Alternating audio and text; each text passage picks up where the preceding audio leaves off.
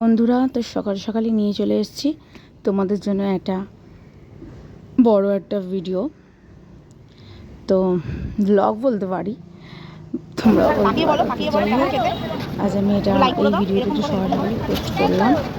কারণ আমি যেখানে আপাতত এখন আছি, এখন একটু প্রবলেম হয়, তো সে কারণে সকাল পোস্ট করলাম। তো আমরা তো এম বাজার থেকে গেছিলাম শপিং মলে, নতুন লঞ্চ করেছিল।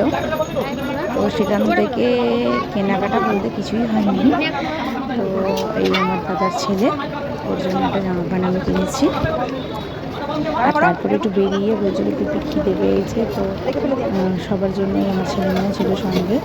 তো চিকেন ললিপপ করে নেওয়া হয়েছিল, কারণ চিকেন জিনিসটা আমার দাদার ছেলে খুব ভালোবাসে। আর এদিকে ভিড় দেখো, জাস্ট মারাত্মক ভিড় সোদপুরে। ও মার্কেটে মানে এত গ্যাদারিং, আর বিশাল বড় মার্কেট।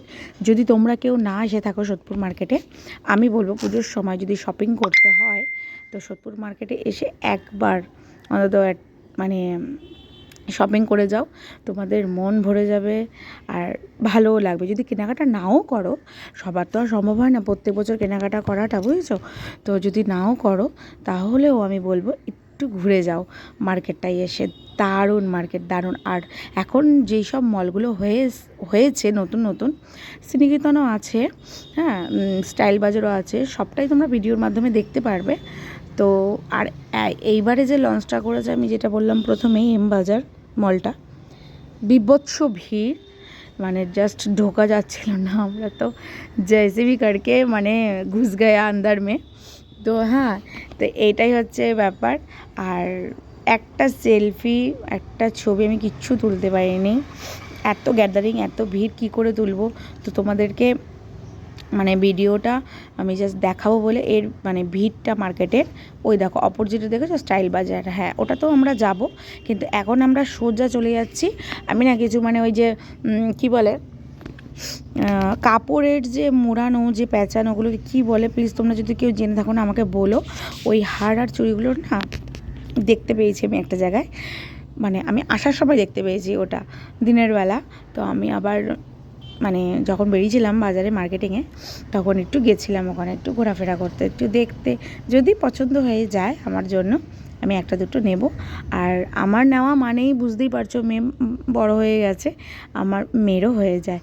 তো যাই হোক, এই দেখো শ্রীনিকেতনে ঢুকেছি, কিন্তু খুব একটা মানে ভালো লাগলো না, আর আমার মানে নতুন যেই মলটা এম বাজার, ওখানেই একটু বেশি মানে অফার চলছিল, বেশ ভালোই লেগেছে।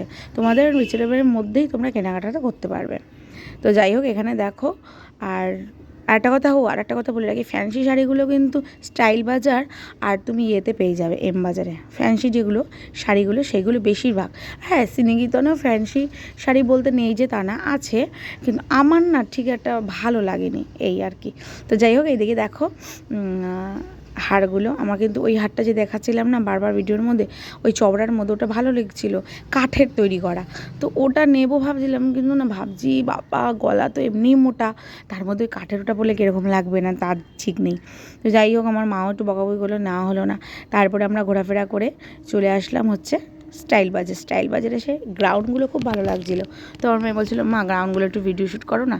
তাই আমি একটু ভিডিও শ্যুট করছিলাম। স্টাইল বাজারের দোতলাটায় একটু হালকা একটু কম ভিড়ভাট্টা ছিল, আর এই শ্যুটটা আমার খুব ভালো লেগেছে। কিন্তু আমি দেখলাম বাইরের থেকে যেগুলো কেনা হয় কুর্তিগুলো, মনে করো 700-600, ইভেন আমিও পরে থাকি সেই সব জিনিস, কিন্তু আমার মনে হয় স্টাইল বাজারের কুর্তি কালেকশনটা দারুণ হয়েছে এবারে।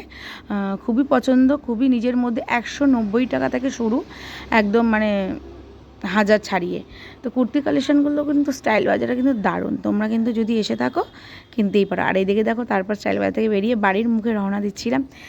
এইবার ছেলে মেয়ে বায়না করলে একটু আইসক্রিম খাবো। প্রচণ্ড গরম ছিল ভাই, কালকে সন্ধেবেলা প্রচণ্ড গরম, জাস্ট ভাবা যায় না।